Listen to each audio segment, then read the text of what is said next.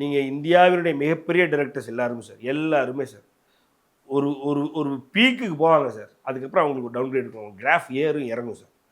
அது வந்து தப்புன்னு கிடையாது சார். இல்லை நம்ம அவங்கள விமர்சிக்கிறோன்னு கிடையாது. யாருக்குமே உங்களுக்கும் எனக்கும் இதுதான். ஒரு ஏற்றம் இருந்தால் ஒரு இறக்கம் இருக்கும் வாழ்க்கையில்.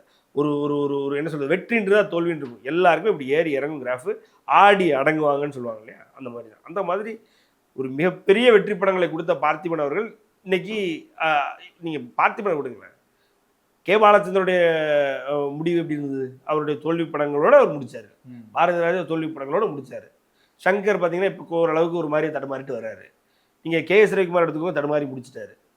ஒரு சாமியினுடைய டிரெக்டர் அவர் எடுத்துக்கோங்க, அவர் ஆல்மோஸ்ட் அவரும் பார்த்தீங்கன்னா விக்ரமன் எடுத்துக்கோங்க, விக்ரமன் டேரக்டர் விக்ரமன் அவர்கள் வெற்றி படங்களை மட்டுமே கொடுத்தவர். இன்னும் சொல்லப்போனால் வெற்றி விழா படங்களை, இன்னும் சொல்லப்போனால் நேஷனல் அவார்டு படங்களை கொடுத்தவர். விஜயகாந்த் அவர்களுக்கு வானத்தை போல போன்ற படங்களை நேஷனல் அவார்டு அளவுக்கு ஆக்கி ஆனவர். அவர் என்ன ஆனார் அப்படின்னு நமக்கு தெரியும். ஸோ இப்படி எல்லா டேரக்டர்ஸும் ஸோ அவங்க எடுக்கிற டெசிஷன்ஸ் அவங்கள பாதையே மாற்றுது சார். அதே மாதிரி பார்த்தீங்கன்னா ஒரு சில பேர் வந்து மீண்டும் வந்திருக்காங்க, விழுந்த இடத்துலேருந்து மீண்டும் வந்திருக்காங்க, விழுந்தும் செஞ்சுருக்கிறாங்க.